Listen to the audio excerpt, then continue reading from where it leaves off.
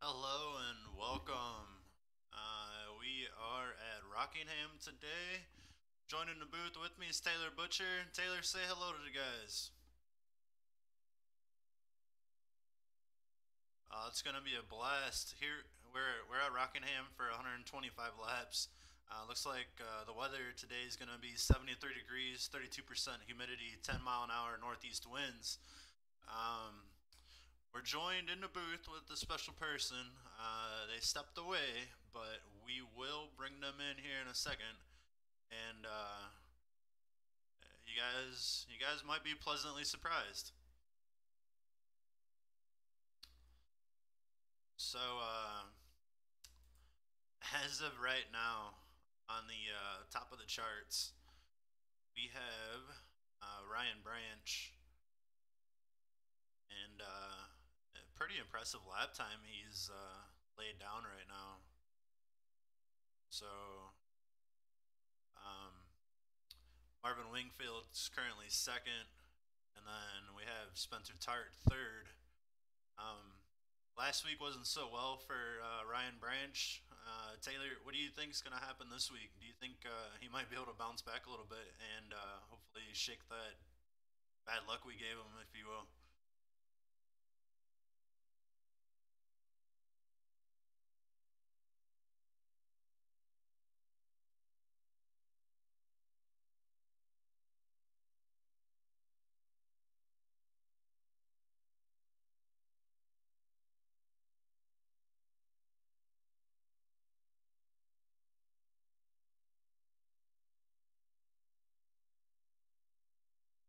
And like Rockingham too, it's so bumpy in those turns. Like I don't know how these guys are gonna do it for 125 laps. Their hands are gonna be sore as can be.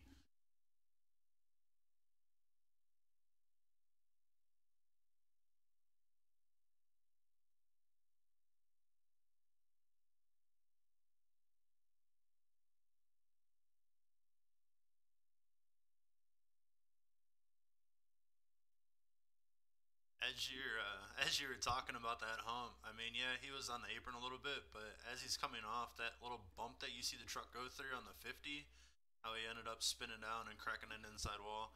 That's what Taylor's talking about. And it's gonna be like Taylor says, turn two is gonna be treacherous, especially if you're battling someone.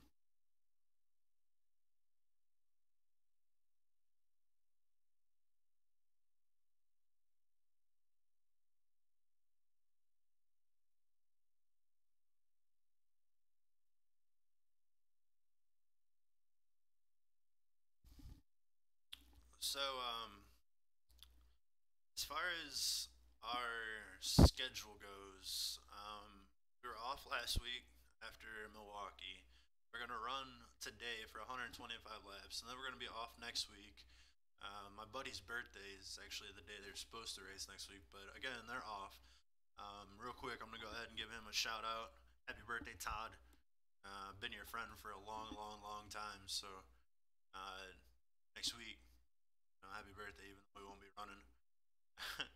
And then after this next week off, we're gonna be back at it basically for the next 3 weeks. After that, we're gonna hit Dover for 125 laps, Kansas night race for a 100 lapper, and then we're gonna run Charlotte for 134 laps at night, and then again 2 weeks off. But um, looks like 1, 2, 3, 4, 5, 6, 7, 8, 9, almost 10 more races away. We're gonna be hitting dirt. What do you think about the dirt action we'll hit?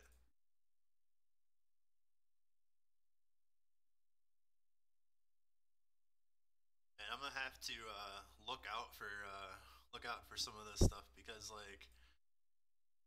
um I don't know. I'm gonna have to watch some dirt racing. I've never paid attention to it. So I need to get brushed up on my skills here. Um,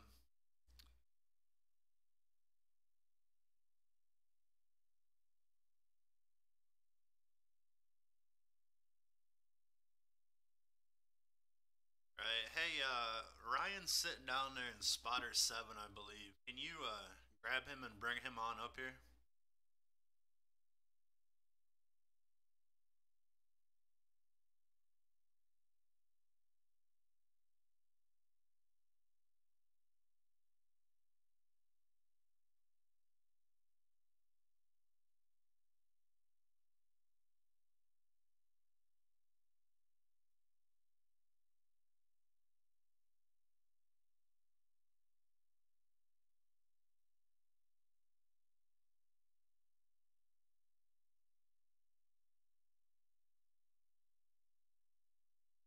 Hey,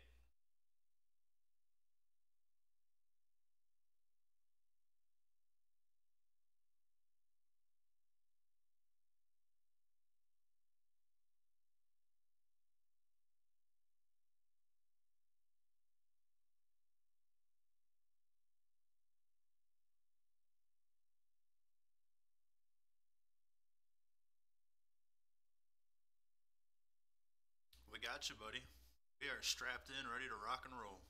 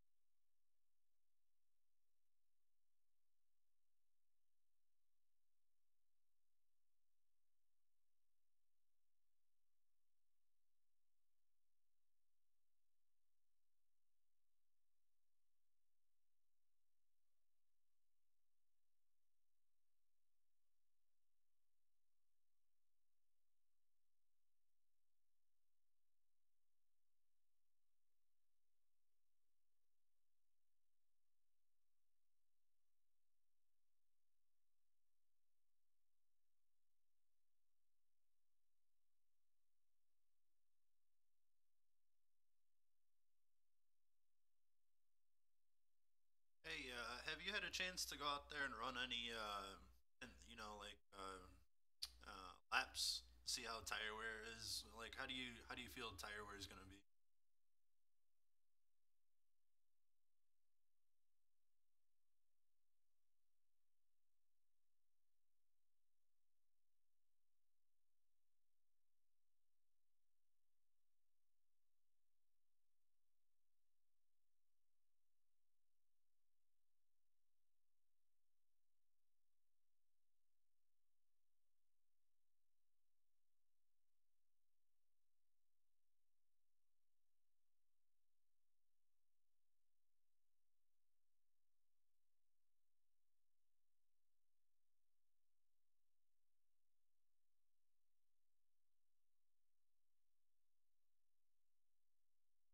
One last question for you.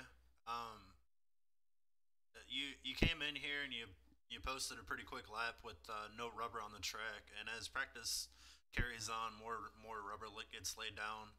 Um, the sessions here restart, so at the beginning of the race, you're gonna end up with a clear track again. How do you feel that the track's gonna actually change over the course of the run?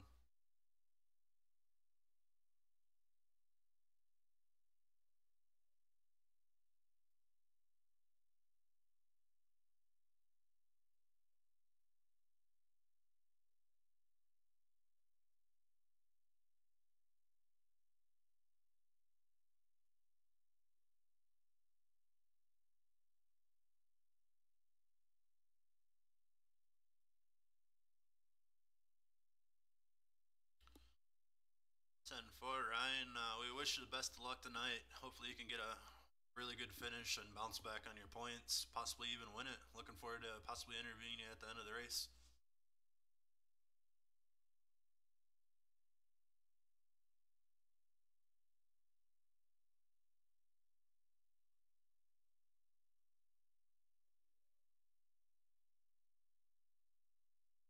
10-4. Have a good night.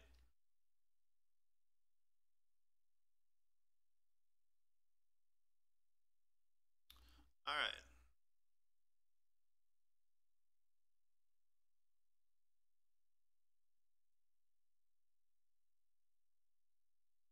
Yeah. is amazing. You want to run through the points real quick?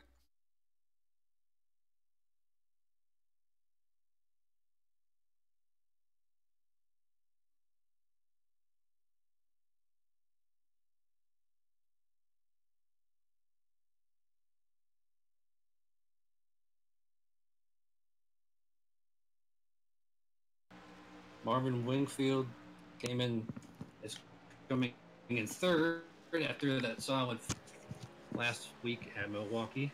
Matt Kleinschmidt missed last week's race at Milwaukee, so he is coming into this race fourth. Casey Drake in fifth, followed by Robbie Armstrong, Zach Smith, Jeffrey Meyer, Ryan Branch, and Spencer Tart after the very disappointing race last week. Comes in here 10th.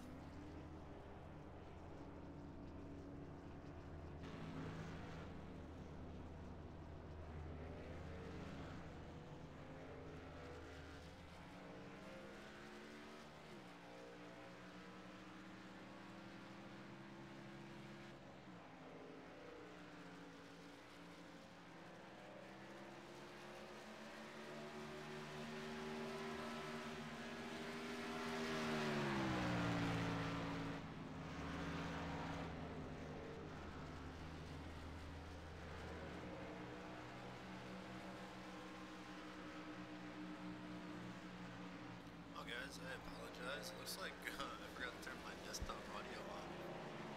Started that, so you weren't hearing any intros. Hopefully, I got that straightened out. And again, I apologize, but this is one of the benefits of coming in race starts to make sure everything's good to go. Hey, while we have 13 minutes left in practice here, Taylor, why don't you go ahead and find Jeremy and see if we can post starts as expected. Will do. Let me find him.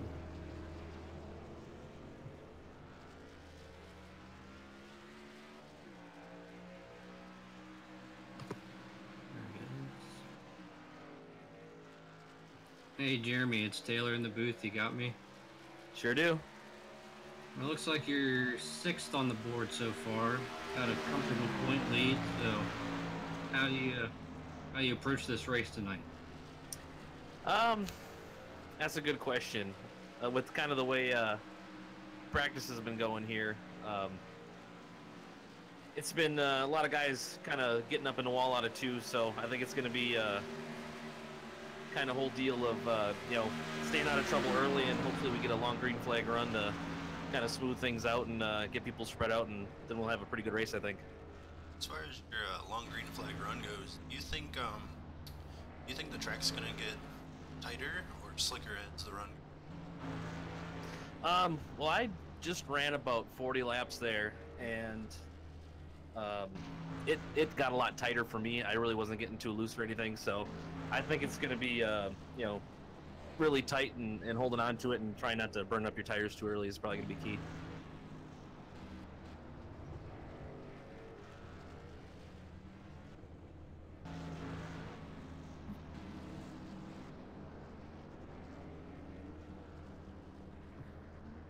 So, sorry about the pause there. That's something.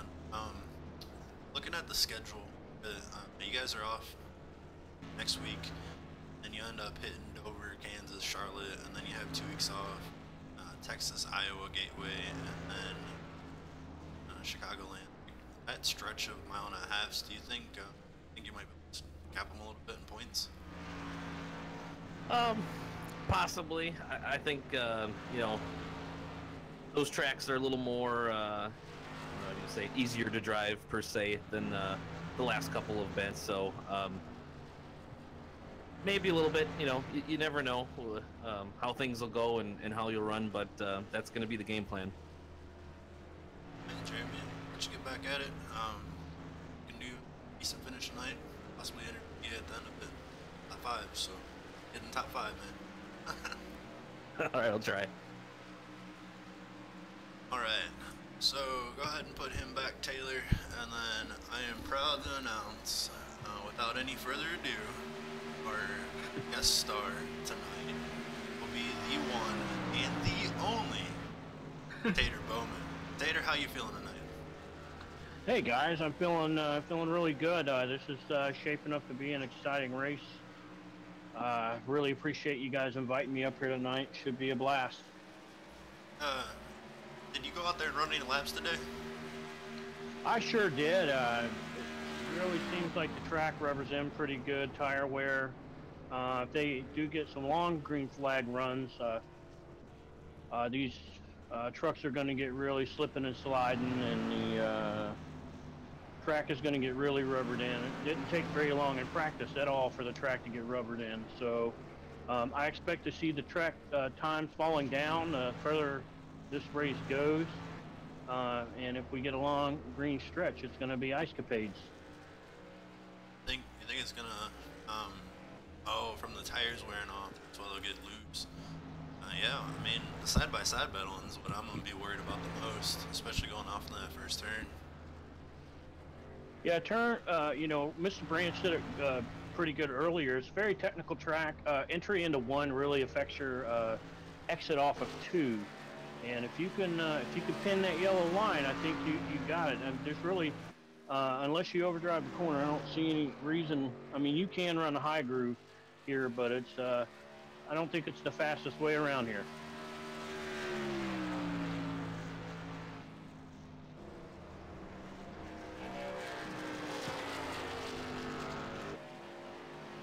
All right, guys. Well, thanks again for inviting me. I need to go step out and do race control real quick and read the pre-race announcements. I'll be right back.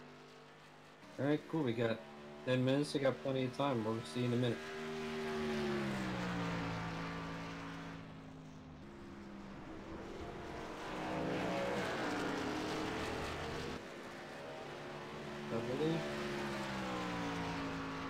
I believe we have a new face in the field tonight, Kenneth Robbins. I believe this is his first start in the Winona Truck Series. Right now he is 11th on the board at 23.385.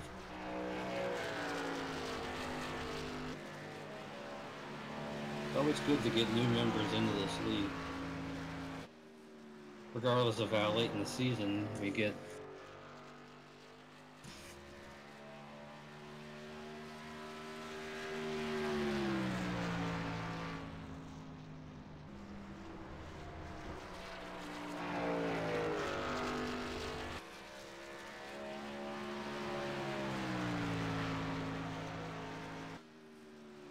Right now, looks like Matt Kleinschmidt, our 4th place pointsman, is kind of struggling to find some speed right now, as he's listed in 20th on the practice sheets at a 23.665.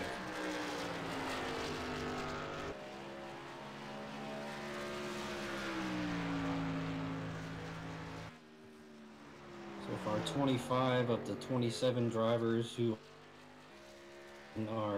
have taken the time. So, yeah, looks like I've got my sound levels about where I want them. The cars might be a little loud at times, but everyone's been asking for a little bit louder cars. I'm pretty sure that everyone will be able to be heard confidently. Confidently? Good enough. Alright, I don't know. We got 6 minutes left. Let's see if we can grab someone. Hey, why don't you find Marvin Wingfield and grab him and see, I got a question for him. Alright,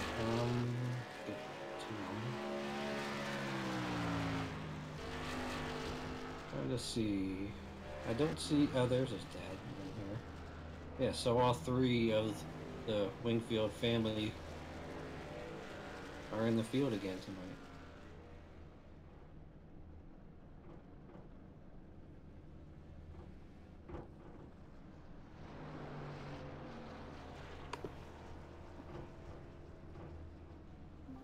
Hey, Marvin Wingfield, it's Taylor in the booth. You have me? Yeah, I got you. Oh, pretty quick lap. 2nd on the board, and after a top 5 run in our last race in Milwaukee, how you expect to carry that momentum into the night? Last couple of weeks have been really good to me. 4 top 10s. I'm gonna be super patient this week because this is gonna be a fun race. I think it should be good. We we're used to seeing you coming from the back and working your way up, but today it looks like we might see you at the front the whole time. The keys to a possible win out there. I think tonight's gonna be about survival. If I can be there at the end, I can win, and I think that's gonna be the same for everyone. Tell you what, I'm pretty sure Taylor is really looking forward to seeing you put a decent finish out there tonight. Yeah, I hope it goes well. Thanks a lot, Marvin. Enjoy your race tonight. Thanks, y'all. Enjoy it too.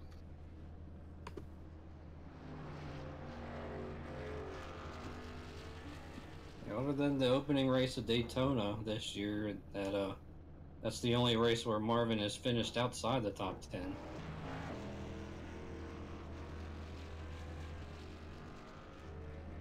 And you're right, after the way we saw him claw through the field, pretty much unscathed. Can't remember exactly where he started last week, but relatively deep in the field.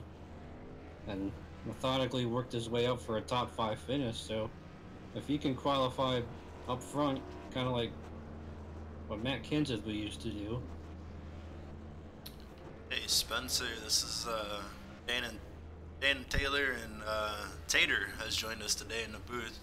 Real quick, last week or 2 weeks ago at Milwaukee, last time we ran, ended up having a really bad day. Did you get all of the equipment figured out, and are you ready to go out there and run some awesome running?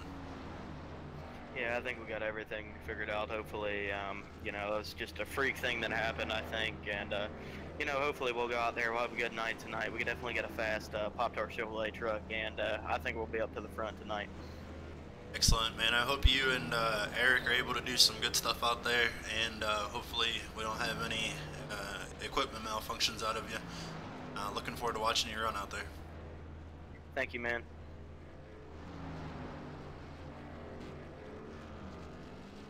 Yeah, that was one strange deal when we saw him. When we first were thinking that we had the right front tire failure, and it ended up being technical difficulty, like you mentioned. Yeah, it was his Oculus ended up failing on him, so he just went straight into the wall. It was the worst accident I've seen. Yeah, it had already been a rough race. Remember, he got turned around on the very first lap.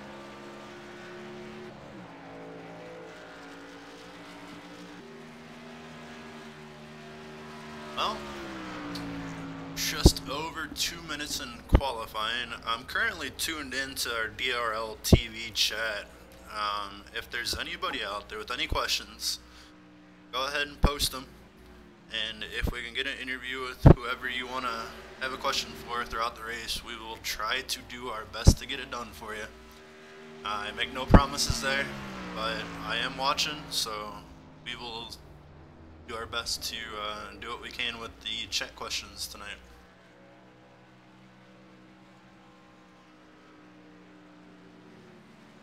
All right, gentlemen, I am back for reading the pre-race script. That's good. Sounds like our guys are ready to rock and roll tonight. I don't know if everybody's aware. Have you guys discussed the new banners that the guys have on the trucks?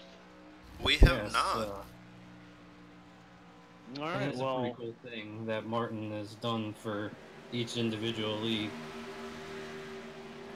Why don't you go ahead and explain it? so for all the guys out there that are running for points, they have a specialized banner that's across the front of the truck. It reads their name and has the WINONA Road emblem on either side. Guys that are not racing for points will just have the WINONA Road Series banner green across the truck. And that is for the viewers so they can tell who in this particular series is running for points and who is just out here having fun. Yeah, it is a pretty cool thing. Kind of similar to what they do for when the chase comes around. When they put the chase stickers and logos on the cars that are in the chase. Yeah, I agree, and it also, you know, with up to 80 guys in a league at any time running 3 different series, it also helps the drivers get to know each other as well. So that's also another benefit of that. And big shout out to Martin Wenzel. He does a heck of a job every week putting together the graphics packages and all the work he does with logo creation and all that good stuff, week in and week out. I mean, pretty selfless and pretty thankless job, and I just want to shout him out. All right, guys, we're getting ready to hit qualifying here. Who's gonna get the pole predictions? All right, now I can't really bet against Ryan Branch. All right, so one Ryan Branch. Tater, who you going for? I'm gonna go out on a limb here. I'm gonna say Spencer Tart. Ah, that was my pick. All right, I'm gonna take Marvin Wingfield. Watch us all be surprised here. Yeah, someone out there sandbagging. Maybe. Yeah, with somebody like maybe like Matt Kleinschmidt, who's been, perhaps he was just in his race trim and not really working on qualifying trim until now. So who knows? It's like right now, Marvin's the top 3 that's on the track. So Spencer just went out.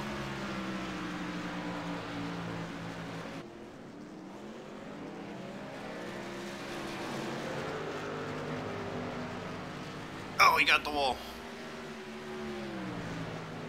Let's see, Spencer didn't hit the wall, so we'll ride on board with him for a second here. Ryan still has yet to get on track.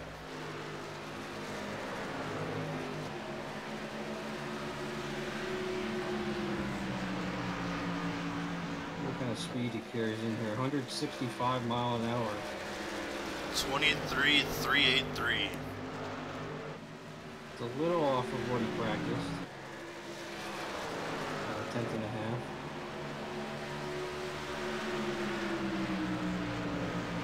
And Marvin Wingfield takes the top with a 23,320. Hear me? He will. Wow. 23,08. Ryan's got a lot of work. He's finally on track. I wonder if he might have been just tinkering with race setup. He's picked up almost 2 full tenths. Let's see what Ryan can do here.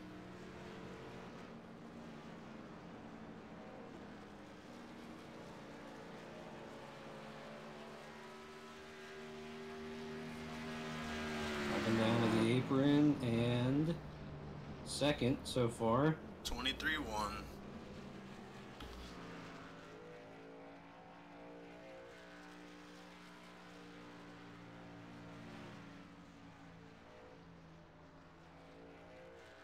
Well, gentlemen, looks like we were 0 for 3 combined.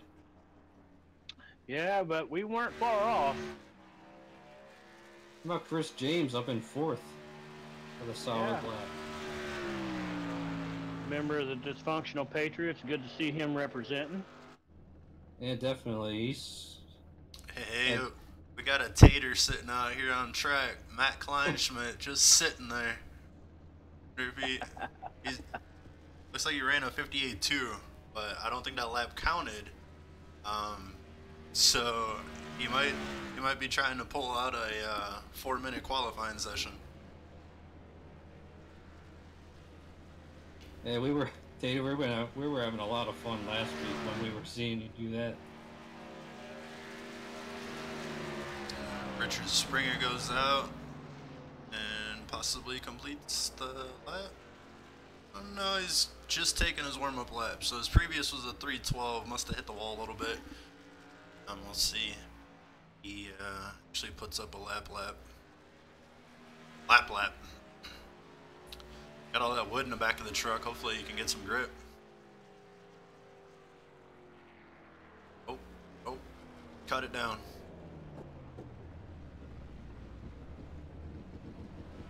$29.7.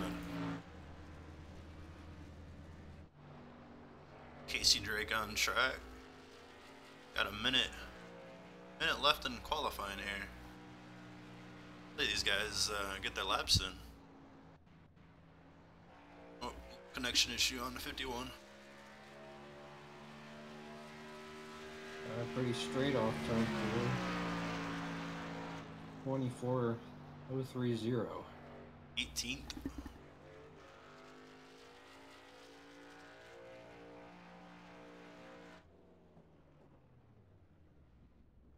Looks like Eric will be third. His teammate Spencer Tart will start fourth. Well, I don't think anyone's gonna beat him. So let's go ahead and find Jeremy and bring him on in for his pole sitter interview. All right, let me find him again.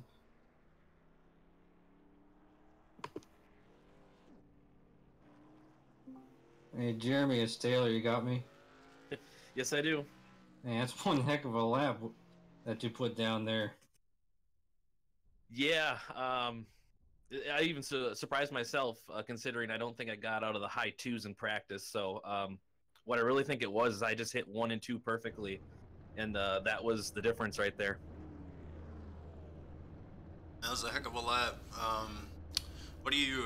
How do you feel about the start here? You think you'll be able to hold off Ryan Branch? You think anyone's got anything for you tonight? Yeah, I think, like I said, before, I think it's all going to be about kind of keeping the tires on it. This start is going to be pretty interesting with all of us bunched up, coming into 1 and out of 2. So I think I'm in the best spot potentially to stay out of trouble for now, but we'll see how long I can stay here. 10-4, man. Good luck, and hopefully catch you at the end of the race with an interview. All right, thank you. Alright, while we're got a minute left before we roll off here, let's take a look at the starting lineup for tonight's race at Rockingham. On the pole, we got. Oh, sorry, Danny, what did you say? Go ahead, take it away. Okay, Jeremy Hebel, Ryan Branch on the front row, followed by Eric Weatherholtz, Spencer Tart, Chris James 5th, Marvin Wingfield 6th, Dakota Wilkins up in 7th, Zach Smith 8th, Kip Galloway up 9th, and Robbie Armstrong 10th. Bob Cunningham 11th, Kenneth Robbins 12th. I believe this is his first race here with us.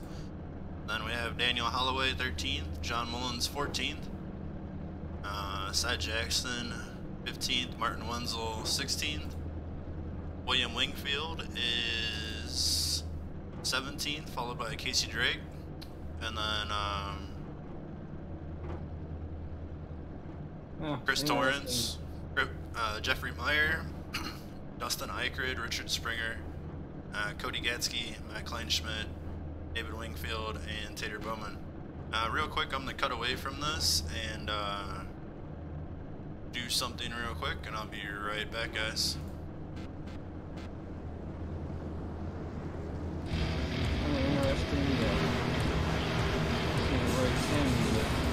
Chris Torrance and Jeffrey Meyer, I believe last week they got into a little bit of an incident. Flagging on Chris Torrance's part, and Jeffrey Meyer didn't really take too kindly to what Chris had to say, if I can remember. So, two good old friends back there. So they've been keeping an eye on them, or hopefully they'll patch things up. If anything we learn here, the Rock has a way of humbling you, and gonna maybe be a couple hurt egos and some feelings tonight, but it should make for an exciting race. Coming to the green, or coming to the green flag. Looks like they're lagging back off the pace car quite a bit here. Expect a jump possibly.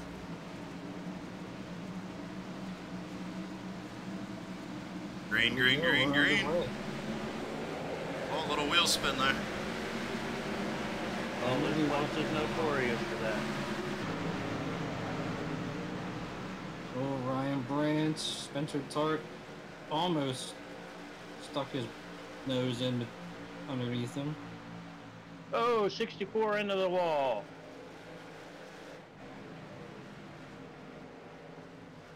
Caution. Mullins. No caution, no caution. Going into turn 1, someone got back into the back of Mullins, and he went down to the inside fence.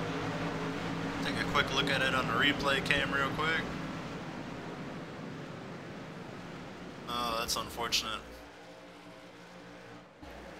The second race in a row, we have a wreck on lap 1, although this time it doesn't bring out the caution. Jeremy Hebel's off to 0.3 of a second lead over Ryan Branch. Just about the Thunder Alley length, so it's not too far yet. Yeah, it looks like those two are running off with it right now. You've got P3 back to, I'd say, about P12. A little exciting action going on back there.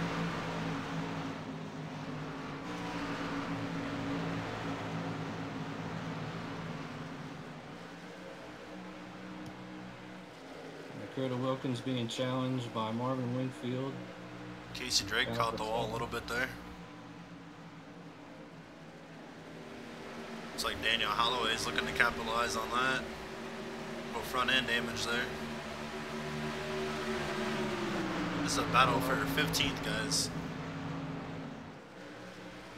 Oh, Robbie Armstrong looking to capitalize here on the 19 of William Wingfield. Yeah, I see that damage on the right front of Holloway's truck, like you mentioned, David. Well, what I see developing right now, guys, is if this race does go green, they're less than a half a lap from already getting to the back end of the field. So this could make for some exciting up front action here. Lap traffic playing a role. Oh, Lord. Yep, especially after... I mean, it's already tough enough having to race the track. And then once you get to these lap trucks, your truck's sliding around already. And it makes negotiating the lap traffic much more difficult. As Ryan Branch right on the tailgate of Jeremy Hebel. He might take a look for the lead off turn 4. Oh, Jeremy got loose there. Oh, yeah, and they have almost a second distance between them and P3, and if they battle too hard, those guys are going to catch right back up. With the advantage going into turn 3, I think he's got him. I think Jeremy might have let him go, too. Smart move. Real early in the race, no point in, really getting at it. Yep, already got the bonus point for leading the lap, and no sense in pushing the envelope this early. And there's Branch for the lead, guys. And he basically just sailed on past Jeremy. You might want to go live there, Tater.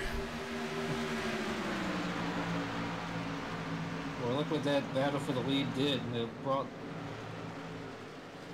Eric and Spencer Tart right into that battle. Just that little bit of side-by-side action.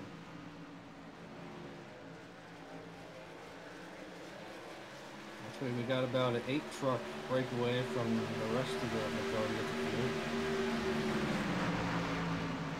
Oh, looky who's up there in the top 5. Chris James. Yep, our very own Chris James. Even though he's not running for points in this series, he's made... however, the 3 starts he's made in this series have all resulted in a top 10 finish. He's one of our regulars here. He shows up week in and week out, and he's always in the top 10, it seems like, and just a matter of time, I think, before he gets a W.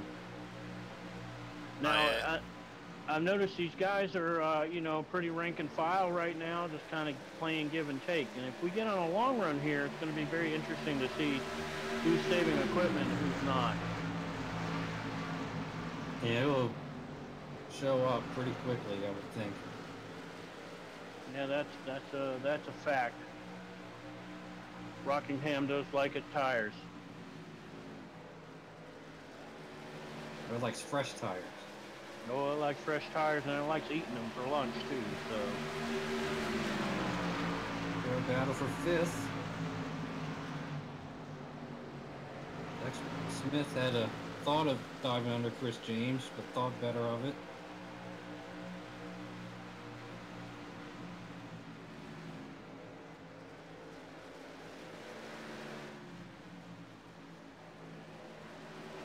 Oh no, looks like Marvin might have caught the wall a little bit.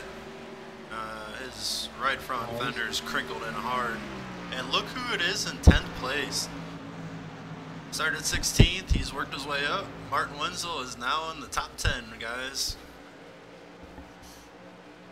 Pretty impressive. And Martin, I know Martin is a save his equipment type of guy, so I think the longer we go green, the more it's going to play to Martin's benefit. Yeah, I agree. Coming off at solid top 10, I believe he finished 6th in Milwaukee, if I can recall correctly. Although he's getting challenged from, trouble off turn 2, hard in the backstretch wall, and 3 trucks involved. Make it 4. A couple of really hard hits there.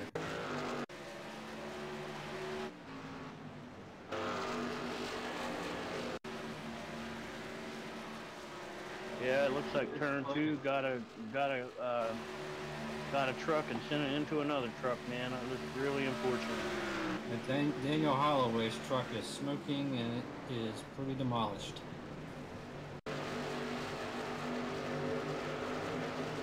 John Mullins has damage to his left front corner. Dustin Eichert has damage to his right front.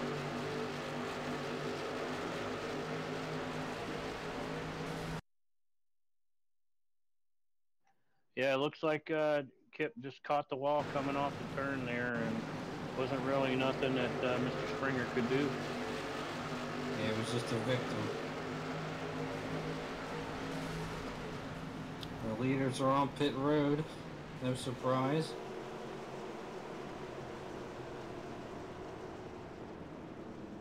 Basically, just about every caution. Oh, looks like Eric Weatherholt slid through his box. I think he did that last week as well. Oh, he's still not lined up.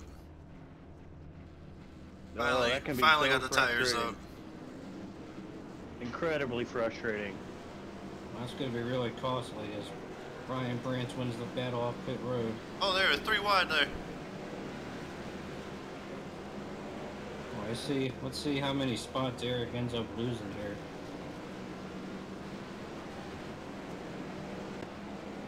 Quite a lot. It looks like William decided to stay out, possibly lead a lap. No, he's coming down pit road.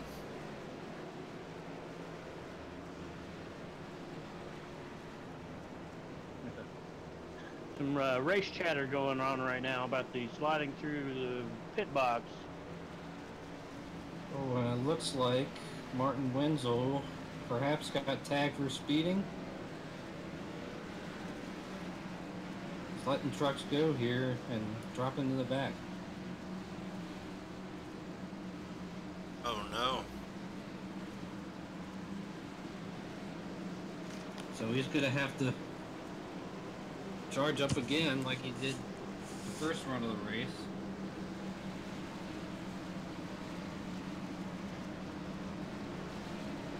And Eric Weatherholtz is going to be 12th on this restart. Went from 3rd to 12th after that pit road mistake. I'm gonna try to grab Martin real quick. Hey, Martin, this is Dan in the booth. You got a copy?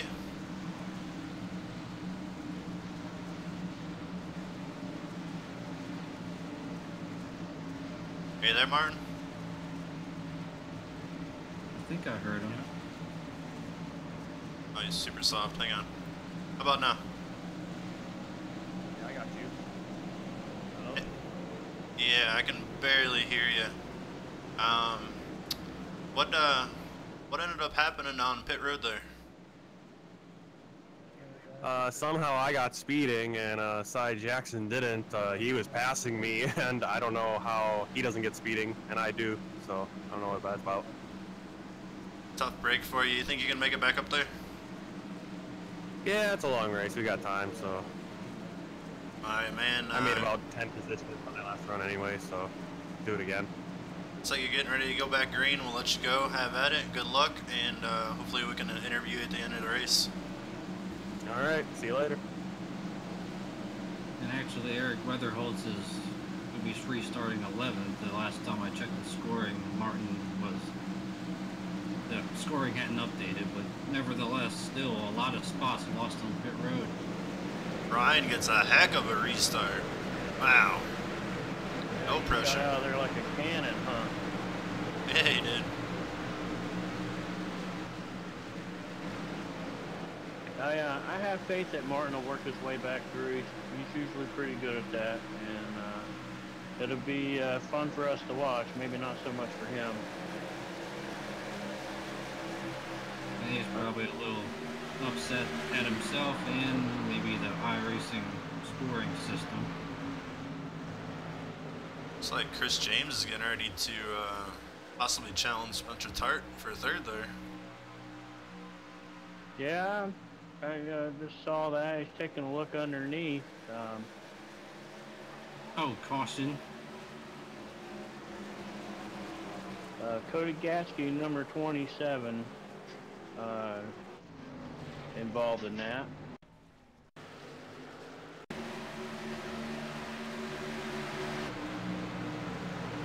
Now, you know what they always say, guys, cautions breed cautions. Absolutely. Unfortunately.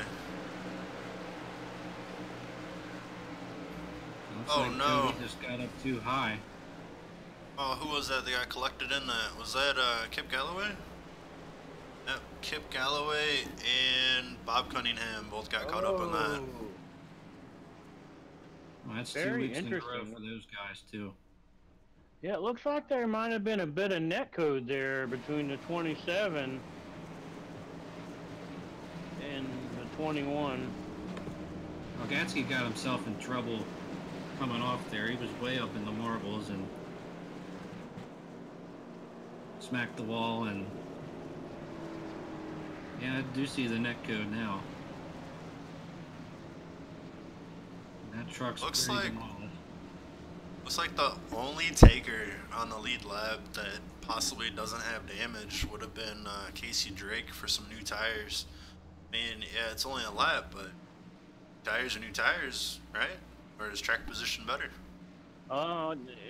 Tires are everything here. If, you know, for me, I'm a tire guy, so I would have went and take tires, but I mean, we had a lap under green. Maybe it won't be so bad. But I will say the Rockingham has really bad tire spin on restarts, so you got to be very careful with that.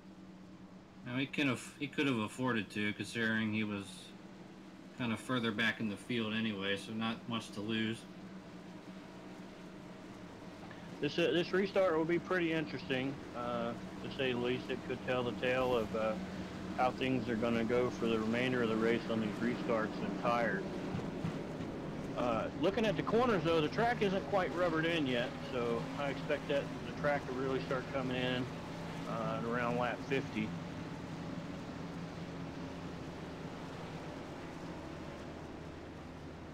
Chris James, this is Dan, Taylor, and Tater in the booth. You got a copy? I do. What's going on, guys? Hey man, you're kind of like the black sheep out there right now. What do you think you got for these guys? I'm just gonna be patient. This is one of those tracks that, for whatever reason, I just love. Made a slight adjustment to my brake pedal last night, and it's helped a lot. I'm able to be a lot smoother on it. So I'm just gonna play it cool, see how it goes.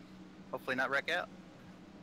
10-4, man. 100 laps to go. Well, 99 laps to go. So hopefully you're doing all right, and hopefully we can get an interview with you at the end of the race, man. Yeah, that'd be cool. Leader has chosen the outside lane for this restart.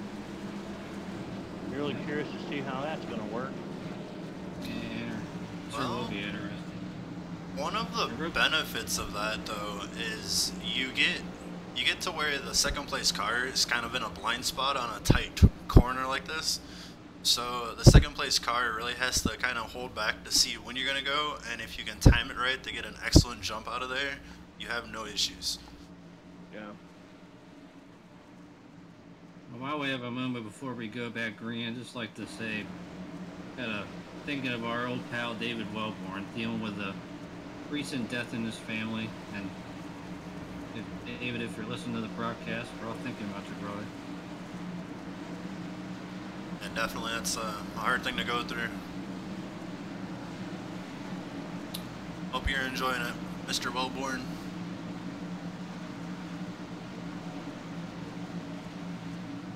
Alright, pace car might, yep, pace car be ducking down. Ryan just took off. Jeremy wasn't too far behind him on that one, but man, did he get going. There's the outside lane on the restart. Very interesting to see that happen there. I mean, obviously, Branch is going to have the element of surprise, but he really got going. I don't know if Jeremy got going fully. I think he was waiting on tire spin. Now, keep in mind that the top 14 guys are working on 10 laps on these tires at this point. So, it's going to get really interesting really quick here. Well, Chris James has his hands full with Zach Smith as they nearly got together off turn 2. It's like, there's an accordion going on here between Branch, Jeremy, and Spencer. Spencer gets a heck of a run going into the turn, but has to kind of slow it down a little bit to avoid running over the one.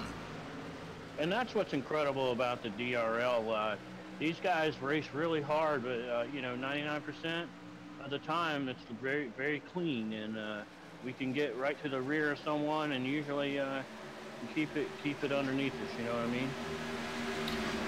Definitely, and like that alone speaks volumes for these drivers and why we do what we do. This is fun. Yeah, when you can get 25 guys in a lobby to race at one of the hardest tracks that iRacing has to offer, and do it well and put on a good show like these guys do, you're right, it really does speak to the character of these guys. It sure is one happy family. Well, happy for the most part. But I bet you last year when you first got into this tater, you didn't think it was going to grow as fast as it did you? You know, I always had faith, and you know, even in our darkest hour, was actually one of our darkest hours was at Rockingham, the very first season, and we powered through. We've lost some individuals, but we've gained even better individuals. And to the level of dedication by the admins week in and week out is pretty awesome to see. You know, we always don't see eye to eye, but we definitely come together and make it happen. So we got guys with some pretty special skills that, you know,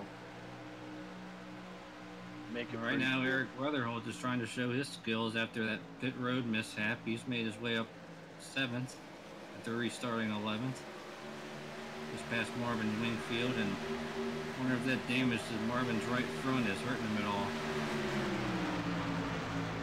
Looks like Martin Wenzel's starting to, a little hot in that turn, but he's starting to come back a little bit, flirting with the top 10. Oh, I just noticed on the side of his truck, he's got his profile picture that he has in the DRL too. Oh yeah. That's pretty awesome.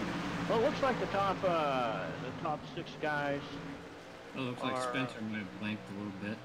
Yeah, kind of fell in line here and just ticking some laps down. I honestly, you know, Ryan and Jeremy are really kind of up there cruising, but I'm not confident that they've got it in the bag, if you know what I mean. Oh no, there's a pack of hungry wolves right behind these two. I mean, you can see them all right there, and right. I mean, basically, what, 400 foot away from each other? Yeah, well, top 5 is 8/10 of a second within each other. Yeah, they're definitely not walking away on this run like the first run, and I do believe that's because the track is getting slicker. It's slowing down as they lose grip. And, you know, we're working on lap 20 on this particular set of tires, so...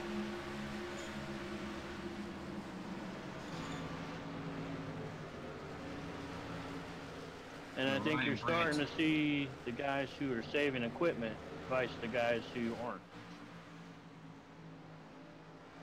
Ryan Branch, he is still able to stick that left front right on the yellow line through turns 1 and 2. And a battle for 5th. Comes Robbie Armstrong, makes the pass on Zach Smith. Did he do that on the high side? No, he got a nose up under him going into 1 there, and I think Zach was smart enough to say, "Hey, go ahead, Robbie." Now, Robbie's got a rocket ship right now. He's closing every lap on the on P4, so I'm really impressed with these guys right now. Ever since Martinsville, I'm sure Mr. Armstrong is really hungry to get up there again. What happened to him at Martinsville is pretty horrible. And currently running 6th in points, so he needs a good points night if he wants to gain some spots. He did actually gain 4 from Milwaukee. Here comes Spencer Tart for 2nd. Oh, Lord. And Chris James ain't letting up on any of this either. Ryan Branch is liking what he sees in the mirror. Well, hopefully Ryan's not paying attention in the mirror. Paying attention in the mirror might bite you on that wall. That is true. It looks like, boy, Little almost looks like bump some draft. drafting. Oh! A little touch. Wow. They all kept going. Ryan is gone now. A little bit of chatter in all teams right now, but looks like they've settled down. Well, I mean, you guys are going in there as hot as you are. It's bound to happen. Someone's gonna break a little sooner than another guy. There's really no fault to be made there, in my opinion. I mean, granted, the guy in front's like, "Whoa, what are you doing?" And the guy in the back's like, "Hey, man, I'm sorry." Looks like Robbie Armstrong's backing up a little bit. Just lost 5th to Zach Smith. And Eric Weatherholtz just passed him as well. You can see the gap there. Spencer's slowly starting to eat it back up and get back to Ryan's bumper. It was 0.7, now he's down to 0.4, so definitely getting there. Looking at the race chat, it says Casey Drake is disconnected. No, he was having a little bit of issues with connections, so might have decided to park it and come back next week. Coming in here 5th in points, that'll hurt. Ooh! 28, almost. It looked like he might have barely got there, but I don't think there was contact, but at the same time, I don't think you could put a Coca-Cola in there. Like, no way. Or a Pop-Tart. Or a Monster. I know Branch races his heart out, so I don't know how much. If Spencer does get there, I don't know if Branch is the type of driver that will just let someone go. So he likes to race. He definitely likes to race. So when you pass Ryan, you definitely earn it. Yeah, I don't think Ryan's gonna let anyone go tonight. He is hungry for a win. Boy, Tart drove it in really hard that time. And gentlemen, you're now looking at guys driving on 31 lap tires, and as you see these trucks spread out a little bit, I mean, I think that's why. And you look back in the pack a little bit there. Martin Wenzel is now in the 9th position, and he's catching the 44 of Dakota Wilkins. 64's on pit road. Is that Tart. Spencer's got him off turn 2. We have a lead change. Second one of the night and our 3rd leader. So there's a bonus point for Spencer. Not sure if the 64 of John Mullins is short pitting or not there, Dan. Yeah, I don't know. He popped up on the thing there. How far did he go down? Did he go down a lap? 2 laps. Oh yeah, he's just sitting in pit road right now. And we have a caution. Robbie Armstrong, oh no. Robbie Armstrong in the 5 truck. Zach. Oh no, Zach. Oh man. Alright, let's rewind. Zachary Smith and Chris James. Boy, he looks like he just misjudged. Talking about Zach Smith and Robbie Armstrong, just nowhere to go. Yeah, Zach didn't appear to be clear there. I don't really know what was going on there. Possibly netcode. I don't know. Yeah, it just looks like two guys racing hard. I think Zach thought he was clear, and he just came up on Chris a little bit there and collected Robbie in the process. So, you know, if he thought he was clear, he definitely misjudged it, because there's about half a truck length. It's not like he had just a fender. I mean, yeah, Chris was definitely there. Well, you know, this week at Richmond in our Grand National Series and our Fastlane Series, Cup Series, we had the same issue coming off of 2 people, you know, guys down the backstretch thinking they're clear when they're not. Yeah, James Pandoff. I remember that one because I had to drive through it. What a race off pit road.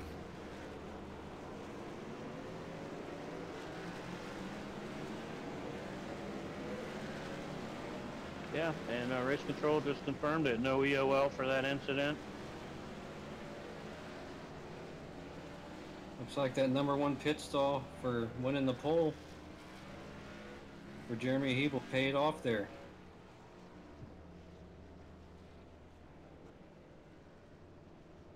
You guys want to pull Weatherholtz up in? I can pull him in for an interview, man. He's been a mover this race. If you don't mind, let's pull in Zach real quick, and then if we have a little bit of time after that, let's get Weatherholtz. 10-4, pulling Zach in. Hey Zach, this is Dan up in the booth. You got a copy? What's up? What's up? Hey man, walk us through what happened there. How bad is the truck, and do you think you can get back up there? Seems like it's fine. We were just fighting out of 1 and 2, and I didn't give him enough room up top, so I kind of pinched him up there. That's on me. But the truck seems fine, so I'm making my way back up there.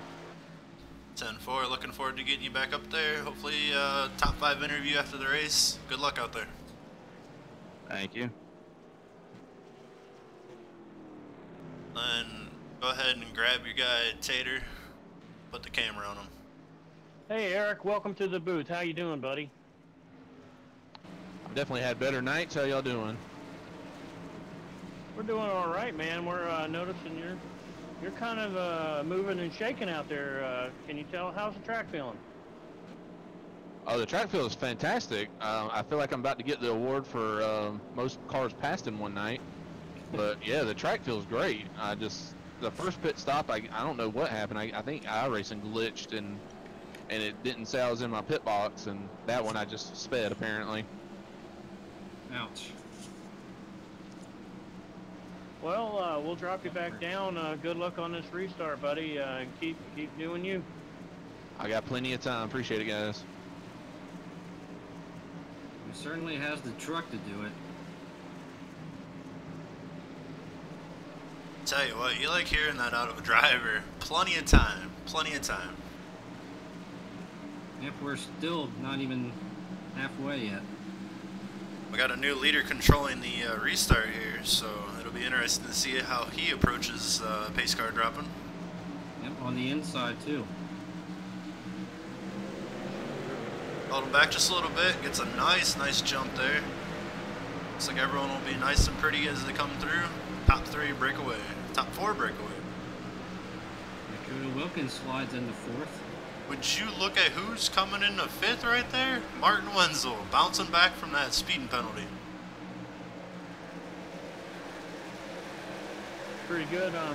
Looking at the data right now, we only have 14 trucks on the lead lap. We got about 4 or 5 guys sitting on pit lane, so the Rock is really rearing its ugly head. Yeah, Robbie Armstrong definitely got the worst in that wreck. Hey, Robbie, you got a copy? Yes, sir, I do. Hey, man, wreck happened in front of you. Looks like you got the wrong lane. How bad's the truck? Can you get back out there?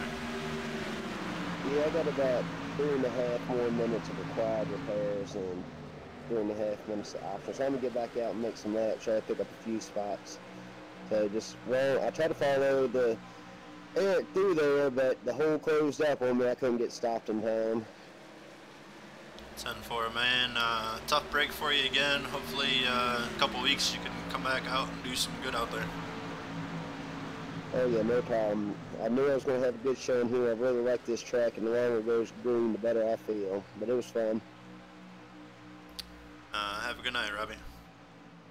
Yeah, you too. I want to thank y'all for putting this on again. Thank WINONA Road. I checked them out on YouTube. They were pretty cool, actually. It's awesome. Tell your kid you did a great job on that paint scheme tonight. It looked really sweet. No problem. They certainly will. And thanks, Martin, too, for making the banners. They look awesome. 10-4. Have a good one. You too. Well, if there's any silver lining... Oh, we got a wreck. Zach Smith's involved in another incident on the backstretch. Oh, same scenario all over again. Not enough This room. time, I think he killed it this time. I think you're right. We now have our 4th caution, our 2nd in a row involving Zach Smith. Yeah, he's definitely in the smoking section now, guys.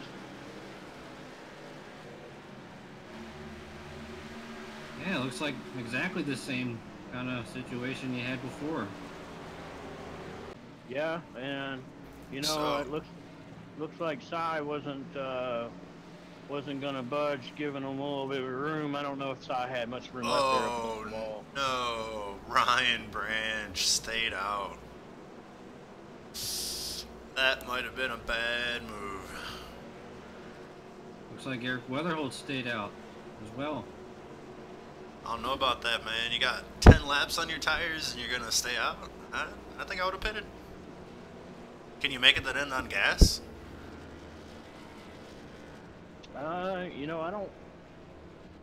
Given what's the state of the race so far, the amount of cautions we've had, and I don't know if fuel's going to make it a play. I don't know what the fuel mileage is. I would assume that you could probably make it the distance from here, but I think tires are going to be way more important if this thing does go green. Yeah, I'm not so sure about that one.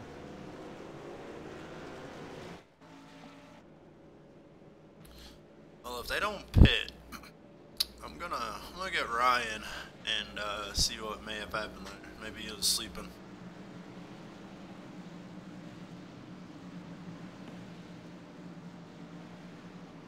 Well, race control has deemed this one an on-track occurrence, so they will not be issuing an UOL for that particular wreck.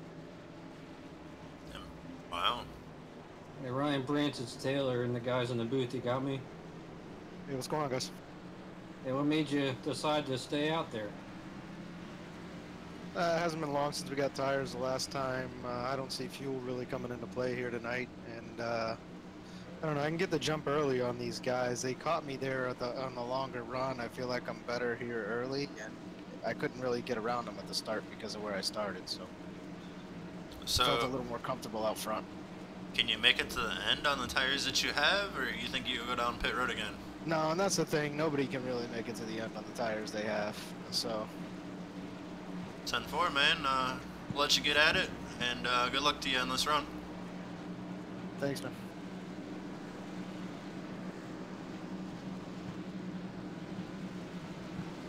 He's got. I don't know about you gentlemen, but a little bit of quiet confidence there in his voice.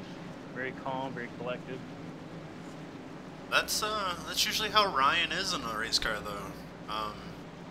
Unless his feathers are ruffled, that's usually how he sounds.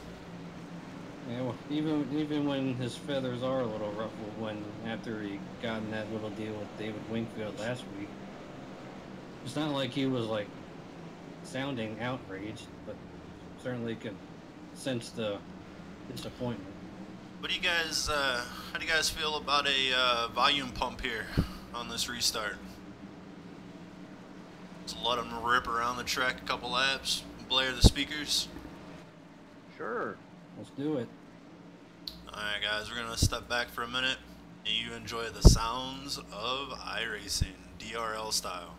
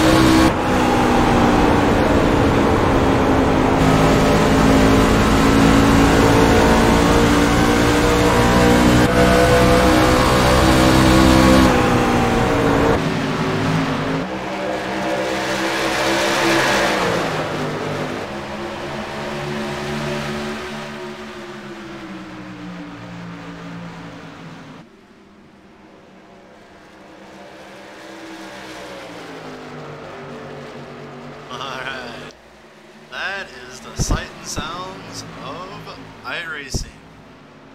What are you guys watching out there? Well, gentlemen, Jeremy Hebel. I think we're seeing what happens to you when you stay out on all tires. What do you think there, Taylor? Yeah, I can agree. Although, you see Eric, he's still maintaining second. Yeah, but Jeremy's out there walking a dog at this point.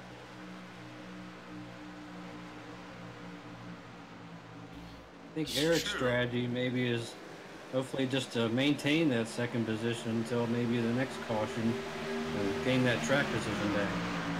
Well, you know, Spencer is Eric's teammate, so I don't see much pressure from Spencer on Eric. However, you got Chris James there in fourth. Yeah, he's all over him. Our leader's currently out the second lead. He's gone. You know, guys, for Rockingham, we've had 4 cautions for 14 laps. That's not terrible. That's really not terrible at all. No, it's really impressive, especially, you know, considering this is Rockingham, you're right. Yeah, and 13 guys currently on the lead lap. It's kind of starting to look like a late model show at a local short track with the amount of guys that are sitting on pit road, but still exciting nonetheless. There's Dakota Wilkins for 4th under Chris James. And that's, you know, kudos to Chris for maintaining that line. That is a very hard line to maintain here, coming out of 2 on the high side like that. You really got to be gingering that throttle because that wall comes up really quick. Looks like Chris is getting ready to come back, possibly. Didn't quite get a good run off. He's going to go ahead and settle down in the 5th. Ryan has dropped down to 6th right now. Looks like he's maintaining that spot also. Yeah, I noticed in the practice before the race, out spinning a couple laps, it seems like you got about 5 laps, and then the times start falling off from about lap 5 to about lap 15, and once you get into that range, and the times just kind of stay around the same. So I think that's what we're seeing now. The leader's on 14-lap tires, and Ryan's on 23-lap tires. So I really think the no tire strategy is hurting right about now. Well, if he looks in his mirror, there's a big battle for 7th through 10th between Martin Wenzel, Marvin Wingfield, Jeffrey Meyer, and Matt Kleinschmidt. First time we caught Kleinschmidt's name today in the top 10. Yeah, he struggled a bit today in practice. I don't know if he's got much experience here at the Rock. One of these tracks you definitely got to put the time into, and it takes a little while sometimes for the light bulb to come on. But I tell you what, the track really, really smiles at you when the light does come on and you figure it out. Yeah, absolutely. So now here's Jeremy Hebels pulled off to stretched his lead to a 2.5 seconds over Spencer Tart. Putting his fresh tires to good use, although Spencer chopped it down to 1.2 that time. Yeah, Spencer is really, really, really taking it deep into turn 1. And to be honest with you, I need to contact him privately because I don't know how he can do that and not wash up the track. He's definitely got it figured out, that's for sure. He's making it work. Gained a few hundredths that time. One away from Eric Weatherholtz. The top 2 out here, they're running pretty consistent lap times with each other. Eric's finally about 0.2 off. They're on 27 lap old tires, so I expect to possibly see him falling back just a little bit more. He's about to get caught by Dakota Wilkins. The last lap, Ryan Branch was actually faster than Eric Weatherholtz by 0.2. I think now the tires might possibly they're starting to even out a little bit. You know, I'd have a lot of faith in Ryan Branch if he's able to start working his way back up there on older tires than the rest of these guys. Just goes to show you that Ryan actually did save some. Yeah, he might have a trick up his sleeve that the field might not be aware of. Because that last lap, Jeremy ran a 23.9, and then Spencer, Eric, Dakota all ran basically a 24.2. Then you have Chris James out there with a 23.9 and Ryan with a 24.1. So they're all relatively close on the lap times. It's just not making any errors. And yeah. Ryan just ran a lap 0.2 faster than Jeremy that time. Yeah, and I think we're at the time now where tires are pretty much equaled out. So guys should be able to, I don't know if there'll be any huge gains, but they'll definitely at least be able to maintain or should be able to. We're looking at this gap for Spencer Tart. Looks like he gains a 10th or 2 one lap and then loses it the next, and back and forth. Well, I don't know if you guys noticed, but Robbie Armstrong is back out on the track as well. I think he is 17 laps down. Battle for third. Dakota Wilkins.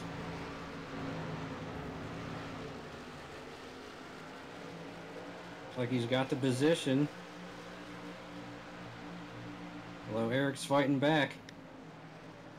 And for the folks at home, they're making this look really easy. You're on almost 25 lap tires, battling side by side here at Rockingham. It's not easy to pull that off, and Eric fought him off for now, and now Chris James is going to try to take advantage and pass Wilkin. You know, that is true, Tater. I don't know how they're doing it, because Rockingham and me do not get along very well, but this is very awesome to see this type of racing.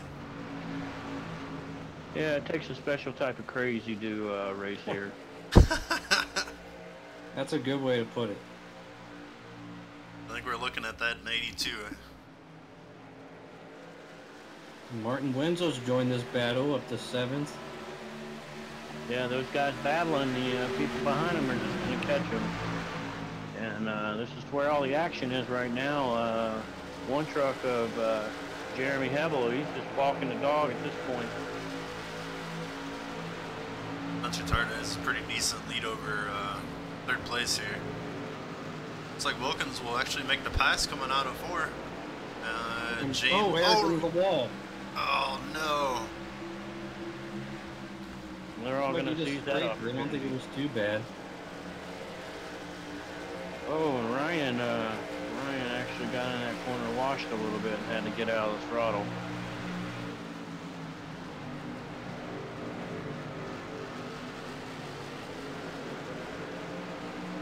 He's knocking though, here he comes. Ryan Branch to the inside. Thinks twice about it. Meanwhile, now it looks like I thought Chris James might have had a nose underneath, but there's Ryan Branch. They were rubbing a little bit. Yeah, they traded final numbers there for a little bit. That was pretty exciting to watch. And I think Eric's tires and Ryan's tires are really starting to show their age now. Well, plus Eric, that little wall tap, if that pushed in the toe any, it's just gonna slow his car down.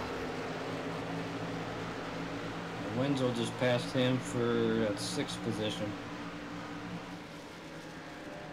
Well, there's our leader. Just no competition. Going into 3. Second place, sort of behind him. Third place, a long ways back.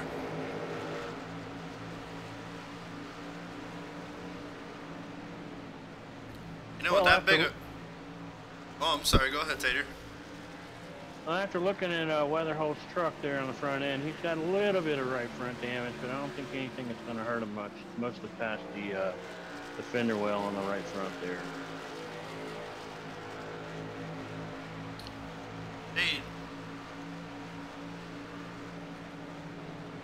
do you guys know what the like the final will be for the truck series as far as the points go? Like, is there a chase in this one? Yeah, there's a chase. How many is it? Not 12? I'll look at it right now. Yeah, that's not my department.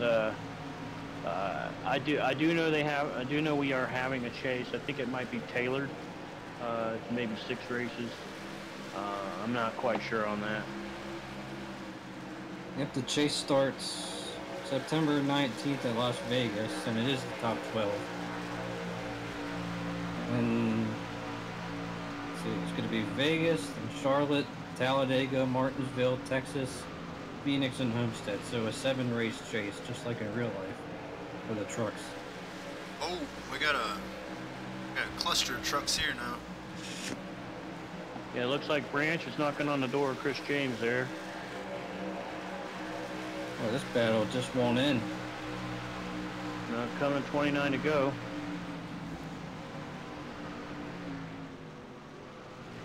And at this point, I think it's Jeremy's race to lose. He doesn't want to see a caution, that's for sure.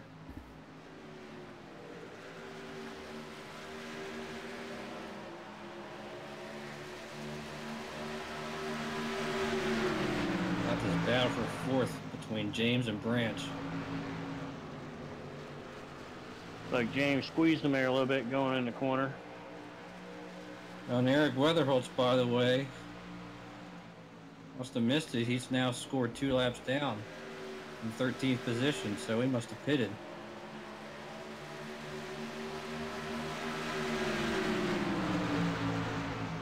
And Wenzel has now closed the gap on Branch.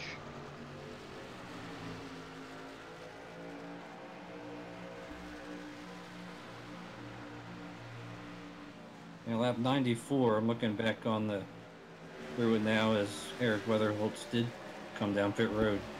It makes me wonder if the 28 of Spencer Tard is actually saving anything right now, or if he's just kind of keeping Jeremy in his sights and going to make a late race charge if this thing does go green, or if he's just doing everything he can to keep up with Jeremy at this point.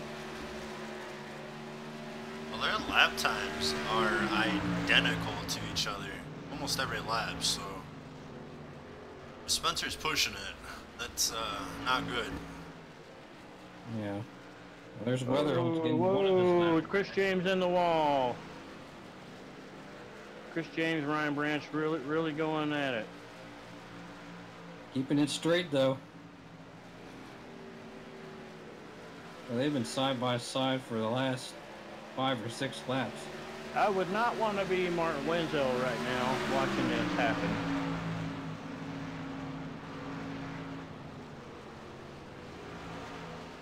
I wouldn't either. And they are going at it hard. Hard. I guess This is super exciting to watch.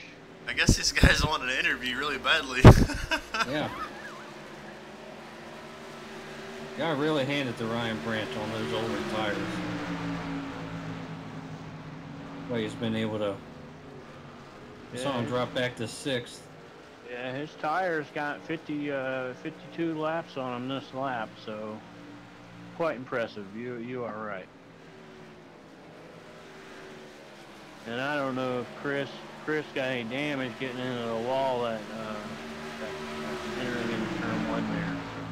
I see some damage to the right front. And it looks like his right front fender's a little crinkled, and his left rear is just a little bit smashed in, it looks like, unless that's the actual logo for the Army.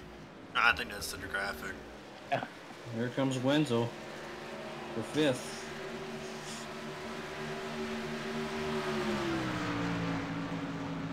Currently only have 12 guys on the lead lap. Close. Yeah, Wenzel went way too hard into turn 1 there. It's pretty smart of him to back out of it like that. He'll need a couple laps now to cool his tires down. Yeah, that was a tense moment, and he might lose 6th to Jeffrey Meyer because of it. Yeah, oh, throwing the block there.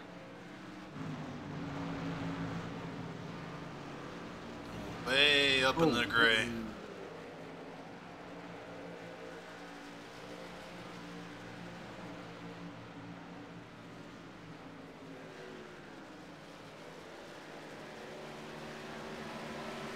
All right, guys, 20 laps to go.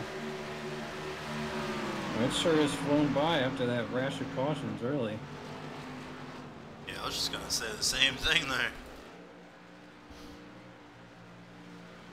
Jeremy Hebel's lead still at 1.6 seconds. It's like the top 5 are all pretty much, what, a half a second away from each other? Yeah.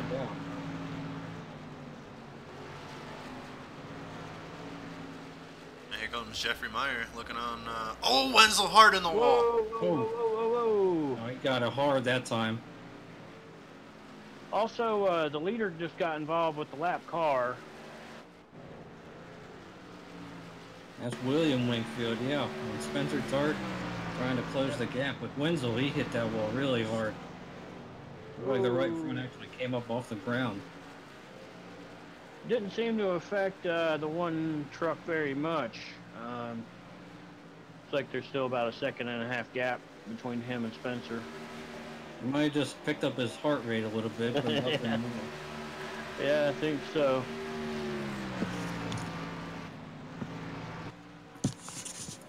He's coming up on Cy Jackson.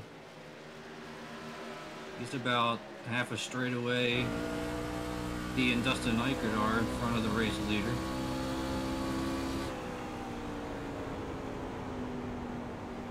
Or I make that Kip Galloway in 61. Well, I'm riding on board with Jeremy right now, and he is getting out of it a long time. Well, he does not want to see this in his mirror, though.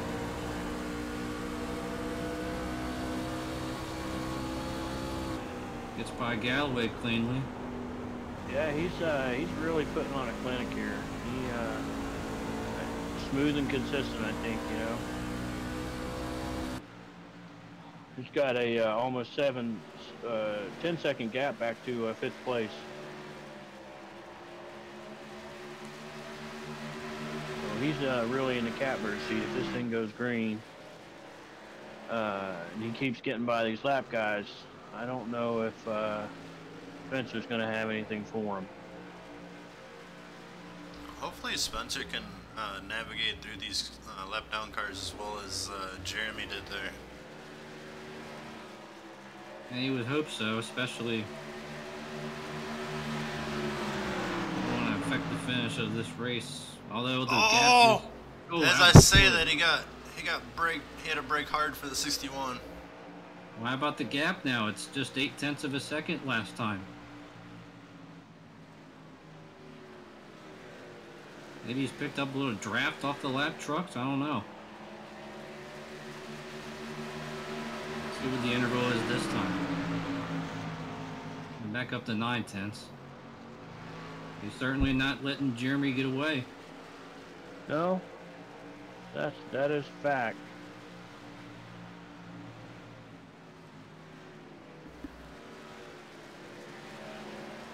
He gets by Jackson. Oh, he gets in the wall. Super unfortunate. It's pretty awesome to watch Spencer come out week in and week out. He's always super competitive, but he has definitely been improving as this season has gone. And that's just a microcosm of how this entire league has been this entire season. Watching these guys come week in and week out, as we kind of tend to go and just come out here, race their hearts out, and watch the improvement. He is exciting. If you got to describe him in one word, I'd pick exciting.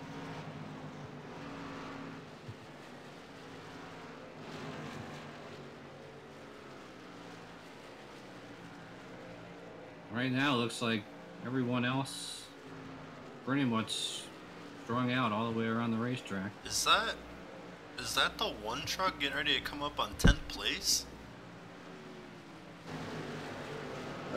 That's indeed correct. We got 11 cars on the lead lap at this point. So yeah, I would imagine that he's starting to close that gap. Man.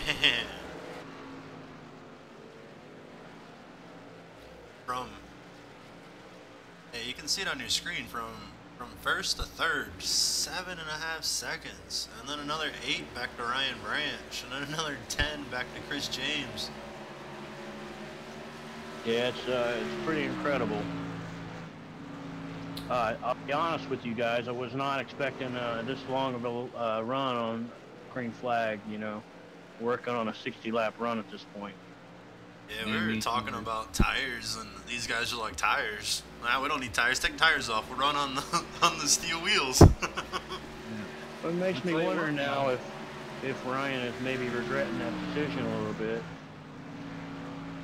Yeah, I would think so. I'll tell you what, guys. Spencer Tart, even though he pounded the wall off turn 4, he's not giving up. He's still only 1.3 seconds back.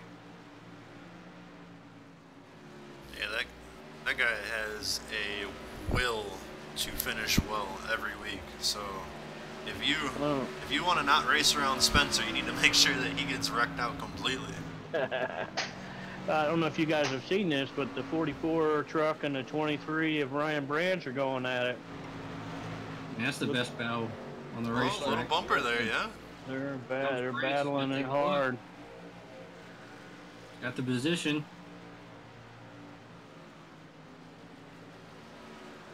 It looks like he's got him. Tell you what, if Ryan had maybe, another 20 laps, he might actually be able to win this bad boy. Running out of time. If he got a caution, that would have been something that would shake it up, but it's too late for a caution to pay off for him now. Even if it comes out now, that'll be the end of the race. I've been running Talladega this week. I don't want to see no cautions. Finish under green.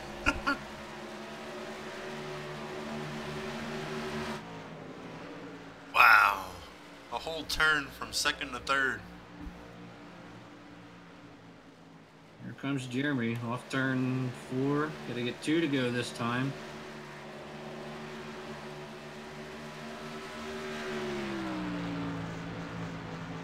Spencer's still 8/10 back. Yeah, guys, I just don't think he's. I think this is Jeremy's race. Been really fun watching the. After all that stuff we gave him earlier in the season, where he won the race on the last lap, he came out here and definitely led a lot of laps tonight. That's right. He's got half a lap to go. No lap traffic in front of him. That'll really play a big factor. Here he comes. Off turn 4, Jeremy Abel gets his 3rd win of the season.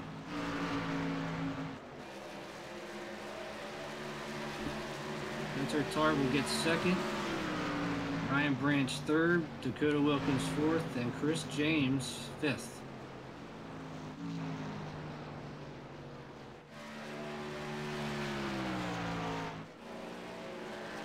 Ooh. Wingfield finally crossed the line. As loose as can be with David. Oh, look at Spencer Tar giving his old buddy Jeremy Hebel a little congratulatory bump draft. He's gonna burn it down.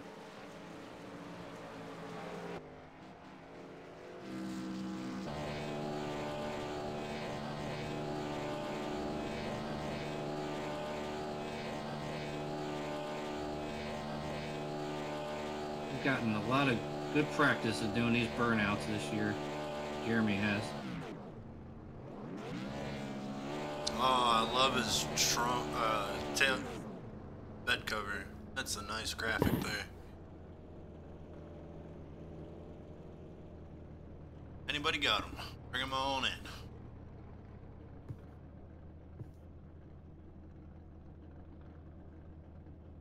I'm pulling him up.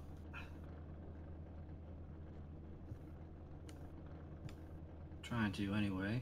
Here we go.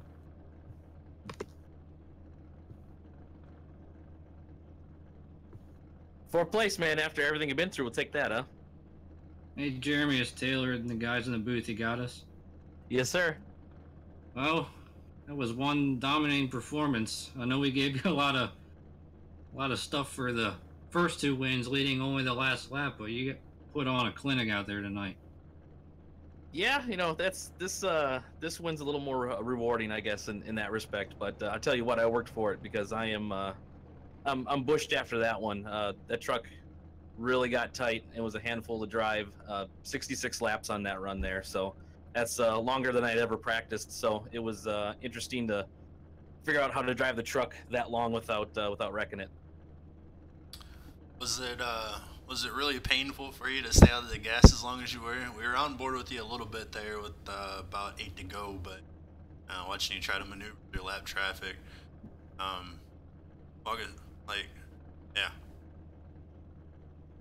yeah, it was a little bit of a hassle, but you know, not too bad. Just trying to figure out where guys are running, and seeing how they're running into the corner so that you don't get washed up into or anything. But thankfully made it through everybody all right, and we all came out unscathed. Oh, congratulations on your win. This is the 3rd one, right? Yep. And talking about getting some playoff points, huh? Yeah, it's never a bad thing to have more points. Yeah, 3 out of 6. You're batting 500. I'll take it. I would too. Any shout outs you want to give out, Jeremy? Yeah, shout out to Spencer finishing 2nd there. I thought he was saving his tires and he was going to run me down, and I was trying my hardest to stay in front of him, and he ran a pretty good race too. To DRL for putting on a really good league, and these races have been real fun, fairly clean for the most part. And to my teammate Dakota Wilkins for finally getting a top 5 this season, getting some good luck turnaround for him too. Excellent. Well, enjoy your week off next week, and then we'll see you in 2 weeks at I forget Dover. Dover. Similar So bad circuit. at this. Wow.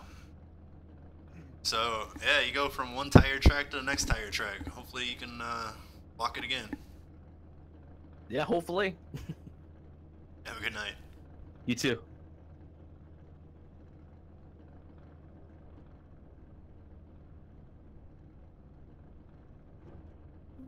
All right, I'm gonna pull Spencer in here.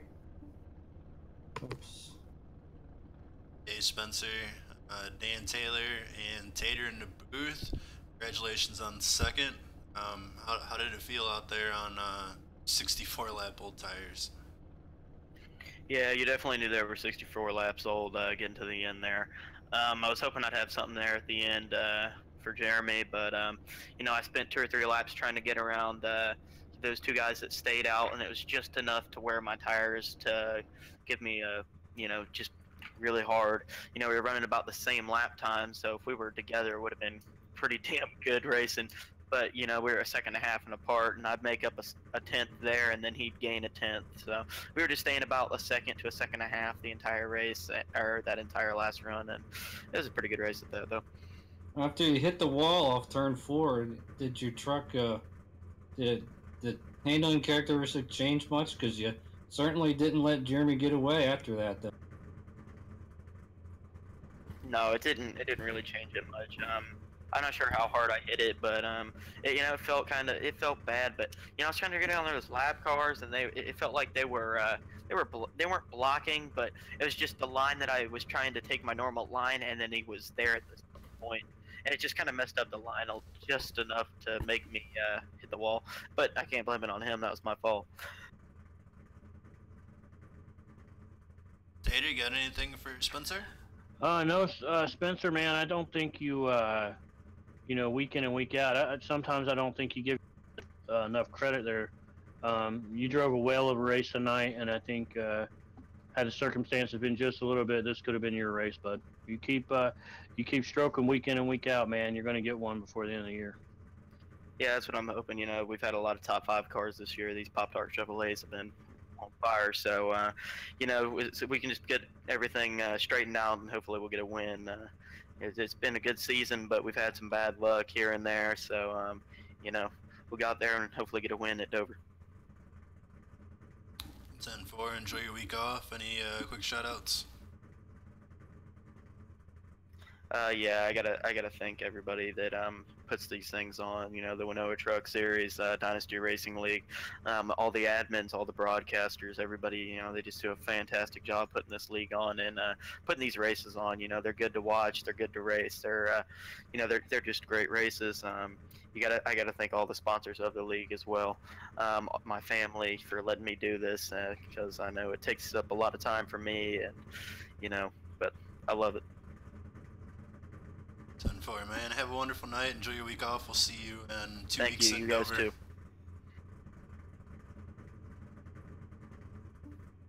I'm gonna bring in Ryan Branch. Or Such a class act. Ryan, you got us? Hey guys, what's going on? Well, you didn't really get the caution you needed to kind of even out the tires, but sure fought tooth and nail to get a 3rd place finish.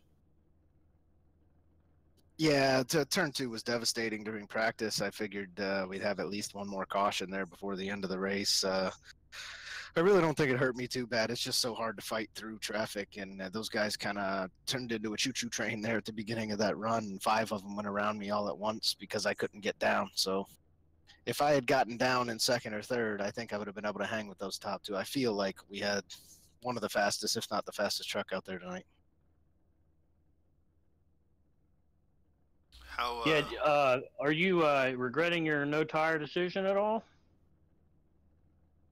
No, again, I mean, in hindsight, it's easy to say you regret it, right? But not at all. Again, if I could have stayed down and not let 5 go around me at once, had that pass happen a little later in the run, I easily could have ran in 2nd or 3rd the rest of the run. But I got in that battle with Chris James. It took forever to get those positions back, and I had to chase Dakota Wilkins down. So I think you were the truck to beat tonight, and I just think the strategy just didn't go in your favor there toward, you know, that at that final stop. And it was awesome watching you because you kind of faded there on that last run a little bit, but then you really put it on, which told me at least that you had a long run truck tonight. Yeah, I was watching 3 and 4 really carefully. So after I finally got around Chris James, me and him got almost sideways there in a corner, and both of us kept the truck together. But after I got around him, I kind of was just watching Dakota Wilkins from afar, and he was running in the second lane all the way through 3 and 4, and I just stuck with the line I knew. I was getting down early enough, kind of back in the corner up, and getting a huge run out of 3 and 4, and that really helped me make up some ground. It was a real pleasure to watch. It really was. Well, especially considering the past few weeks haven't been too great for you, getting caught up in accidents and whatnot. Congratulations on an awesome finish. Hopefully, a nice rebound on the points. Any quick shout outs you want to give out? Yeah, man, it's great to finally get a top 5. I've been struggling all season long to actually put an entire race together. I feel like we've had a good truck and just haven't been able to make it happen. But definitely a shout out to you guys for broadcasting. Huge shout out to Chris James for the way he raced this evening. It's not, that's the great thing about DRL. It's not every day you can get sideways right next to somebody and both trucks correct it and both trucks keep racing for the position. So thanks to WINONA Road for sponsoring the series, obviously. And all the work that goes into the DRL every week. It's been a pleasure. Hopefully we can continue and put a good season together. Excellent, Ryan. It was a blast watching you tonight. Have a wonderful night. Enjoy your week off, and we'll see you in 2 weeks in Dover. Thanks, guys. Have a good one.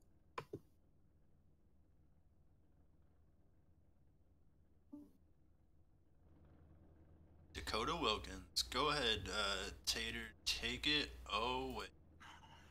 Well, Dakota, you and Ryan there toward the end kind of became our focal point. Walk us through that. What was going through your mind? Just trying to figure out any way I could keep him behind him and not wreck myself. I've had horrible luck in these races in this league, and for once I actually get a good race, clean and good finish. Even letting them by, I was happy about it. Well, I tell you what, it was a real pleasure to watch. And tell me something, because I was out practicing with you guys earlier. How does the truck feel on 60 plus lap tires? Like a dumb truck. Okay, fair enough. Yeah, it doesn't want to stick to the bottom in 1 and 2.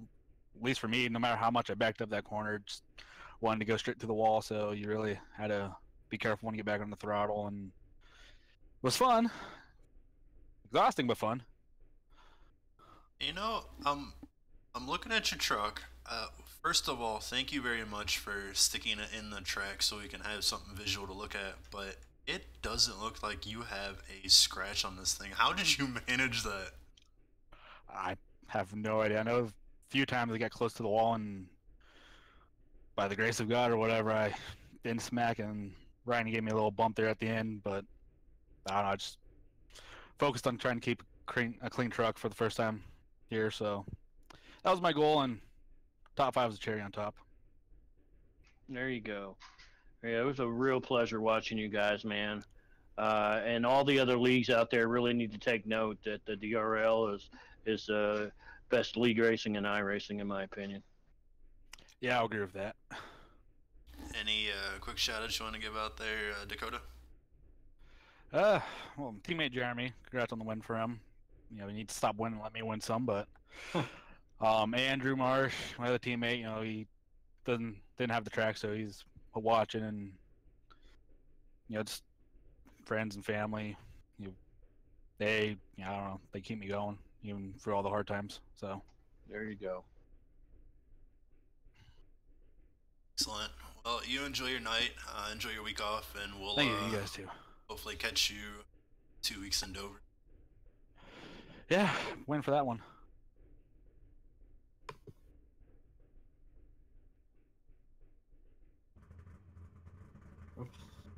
Certainly good shot in the arm for Dakota. Came in here 16th in points. And he'll really gain a lot tonight. I'm bringing in Chris James right now. Hey, Chris, it's the boys in the booth. You got us? I got a copy. What's up? Well, that was quite a show you put on battling Ryan Branch and Oh man, Dakota Wilkins. what a race! I had a lot of fun. Got into a little trouble, but that was awesome racing. It's just so hard to freaking pass here. And when you feel like you get a run on someone, if there's someone in front of you, you don't want to roll through them. You got to back off, and then allows other guys to catch up with you. But I can't really say anything bad about anyone. I had a blast. What happened from your perspective on that incident with Zach Smith? Well, prior to that, I got somebody checked up or blocked me, and so he caught back up, and then I got back up around him, and so I said, okay, I'm going to take him hard in this corner, and I knew I was going to stay up high, and hopefully he would stay down. Well, he didn't want to give up track position, and I don't blame him, and I tried to keep it up against that wall as tight as I could. And once you get up there, you got to kind of get a hold of your truck, and so I had a little bit of wiggle, but I didn't have much room at all between me and the wall, and we made contact. Yeah, I want to ask you, Mr. James, you got a fan tonight. I don't know if you saw that or not. Little cryptic message there. But also, how did you keep the truck under you? Oh, man. In the turn one. I saw you getting in the wall. Yeah. That was nuts. I'm going to credit some of that to my recently retooled brake, but I actually downshifted into the third to get a hold of it. And then powered it out and kept on going. That was incredible save and recovery. I really appreciate that, Tater. Yeah, it was fun doing it after it was behind me. It was definitely a blast out there watching you run as hard as you did with our control that you had. Yeah, I kind of fibbed a little. I said I was gonna be a little patient, and I was for the most part. Otherwise, I might have taken Spencer or Eric or someone up there out when they came in for a little minor block on me. But yeah, I ran all out and had a blast, a lot of fun. And I love the Rockingham. Yeah, Ryan tipped his hat off at you with the ability of you guys being able to go sideways, gather it up, and keep going. So, any quick shout outs you want to give out tonight, Chris? Shout out to WINONA Road. I don't know if anyone's talked about them. But if you're a fan of Southern rock, classic rock, a little country twang, you should go check them out because they're a pretty cool band. I'm probably gonna pick something up. Shout out to you guys in the booth. Y'all do a great job. Tater for RC and all the other people at RC. It's a tough, thankless job day in and day out. I know they take a lot of crap from me and a lot of other people. Shout out to James Pandoff for putting on the league, and as well as with Tater and just all the work that goes in. Martin Winslow graphics. Appreciate y'all enough for what y'all do. Excellent, we can't thank you guys enough. The driving Cotter is what really makes this league shine. So yeah, 10-4. Have a wonderful night, Chris. Possibly see you in a couple weeks. Maybe not. I don't know. Oh, real quick before we let you go, I know that you're racing in points in a Cup Series. Ready for Talladega? I am. Everyone's got that love-hate relationship with Talladega. It's anyone's race there, but I can't wait for it. Got to circle it on the calendar every year. I got to find someone to go get my daughter, because I don't know if y'all noticed, but the past two races, I've had a pit, and I'm probably on pit road for about 10, 15 minutes. That's me actually going to pick my daughter up from work. Oh, wow. So I'm trying to, hopefully, I'm Uber. trying to see if she can get her schedule. Hey, that's not a bad idea. Get an Uber, man. I'm trying to get her schedule changed first, because she works 9 o'clocks every other day of the week except Tuesday when she gets off at 10 Eastern. So see if maybe be nice and switch her. Right. But either way, I'm gonna be there. Try to be there for the full race at Talladega. Can't wait. All right. Have a good night, Chris. All right. Thanks. Y'all too. Later. Alrighty, guys. Looks like that wraps up our interviews. Final thoughts on the race today? Well, I want to thank Taylor and Dan for letting me come and join them in the booth. Kind of fly by the seat of the pants type of deal. And what a great race to be a part of and to watch. And Just watch these guys just do their thing, man. It's pretty impressive. Hey, it was a pleasure to have you, Tater, and you do a pretty good job. It was definitely fun to have you, Tater. Before you go though, I'm gonna let you go ahead and take off the top 10 finishing order since you're the guest star here. So go ahead and run through them for me. Oh, let me see here. Race winner, of course, is Jeremy Hill. Position 2 went to Spencer Tart. Third place, Ryan Branch. Fourth place to Dakota Williams. Chris James rounded out the top 5. 10 seconds off the lead lap. Rolling into that, Jeffrey Myers took 6th place, about 11 seconds off the race pace, and followed by Matt Kleinschmidt in P7. Martin Wenzel capped off a P8 finish tonight, with Martin Wingfield finishing P9. Finally, to round out the top 10, Kenneth Robbins, I think in his DRL truck debut, if I'm not mistaken, rounds out the top 10. There were only 11 guys on the lead lap at the end of the race, and 25 guys total for the race. So not many disconnects, and it's a good time to be had by all. Yeah, how about Kenneth Robbins getting the top 10 in his debut here? A pretty tough track. 11th, we have David Wingfield, last car on the lead lap. Cy Jackson, 1 lap down in 12th. Eric Weatherholtz, he was able to come back and get a lap back after a hit. I think a little bit of damage there on the wall. And then 14th, Robbie Armstrong, 20 laps down. Tough break for him again this week. 15, William Wingfield, 61 laps down. Justin Eichert, 64 laps down. 17, Zachary Smith, 66 after that hard second accident disconnect. Then we have Kip Galloway, 72 laps down and 18th. And I mean, 72 laps, but I still like that number. 19th is the 64 of John Mullins. 20th, 51, Casey Drake. Bob Cunningham, 21st. Cody Gatsky, 7th. Holloway, 6th. Sorry, 23rd. Springer, 24th. And he had a pretty vicious accident there. It's Torrance, 25th. Or 2 race control. Later, did Getty Philip Vega. So all in all, it was a pretty nice race. Yeah, only 4 cautions. I expected a lot more, quite frankly. I don't know about you guys, but yeah, that's pretty awesome. 4 cautions, 14 laps. You had very few disconnects. A lot of guys just finished the race out. Yeah, I mean, you know, we roll into a week off. They probably need that time to rest their arms up and get ready for Dover, because it's going to be a boxing match as well. Did anybody get out of this with 0 incidents? Was the 44 the only one? Jeremy, our winner, got a 0x. Matt Kleinschmidt got a 0x, and Kenneth Robbins, and oh, that's surprising. It says Eric actually got a 0x, even though he hit the wall pretty hard. Huh. It's great. Those are bonus points there. All right, so the next broadcast that you will see on DRL TV will be Talladega in the Northeast Ohio Ghostbusters Grand National Series.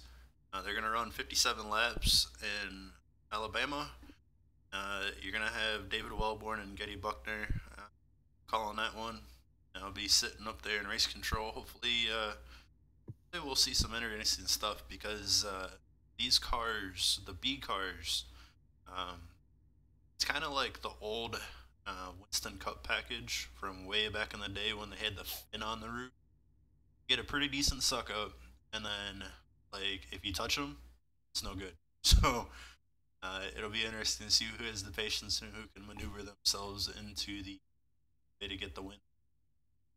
Yeah, well, me being in that race, I really like that package as well. And you're right, it is kind of reminiscent of the early 2000s Cup package. I mean, as long as my internet doesn't do what it usually does. I mean, I'm excited for it, and Tater, yeah, a lot of fun. you and Tater are gonna be in there for points. Tater, what do you think's gonna happen there at Dega? Is it gonna be hang out at the back and survive, or are you gonna go for it? I haven't decided yet. Super speedways are always it's a lottery, and you don't always know how things are going to end up. And I don't know. I think my team has some tricks up their sleeve. We'll see what happens. But it should be a fun race to definitely watch. So everybody out there, please tune in. Well, quite frankly, well, I know it's kind of odd already talk about my strategy, but I'm going to try to be at the front as much as I can because, quite frankly, there's no real safe place at Talladega. You can get caught up in a wreck leading or running last, so might as well be out there and get your TV time. I definitely agree with you on that one. All right, so the next race of the current series, the Winona Road Truck Series, is going to be Dover 2 weeks from now. 2 weeks from now, May 9th at 9:30. Be myself and Taylor up here. Maybe I might be able to get Tater to come back and go racing at Dover with us here. And we'd love to have you, Tater. It was definitely a blast here. Your insight was awesome, and it's going to be interesting to see how they do on the concrete Dover. Tune in, folks. Tell your family and friends to come watch us. So we're trying to get featured on iRacing at some point, and Dover will not disappoint. I have a feeling. Yeah, I think you're right. It's gonna be a mix of what we've seen here tonight, and kind of like a Bristol in a sense, just a little bit longer. That's right, very similar track. All right. Same principles here as far as tire management as well. That is true. The corner entries do the corner entry in the Dover, especially if it was 3 and 4, are very, very similar to Rockingham's 1 and 2. So should be a lot of fun. All right. Wrap it up here with the credits. As always, we thank James Pandoff and Tater Bowman for owning the league and keeping everything structured the way they do. Tater for handling the financial payouts and whatnot. Graphics design, Martin Wenzel does an awesome job every week preparing these packages for us. That way we can see what we're doing. Really hats off to him on spending the time that he does to do that. Another hats off to Jordan Gonzalez for the putting all this stuff on the screen for the ABTO package that we use. Puts a lot of time into it, and it's good to see what he does. I'd like to thank our broadcasters, Ryan Branch, myself, Taylor, Eddie Buckner, David Welborn Jr., Chris James, Martin Wenzel, administration, Ryan Branch, David Welborn Jr., Wenzel, Jordan Gonzalez, myself, Josh Coppernall, James Pandoff, Tater Bowman. Eddie Buckner is our admin. He was filling in tonight for the race control.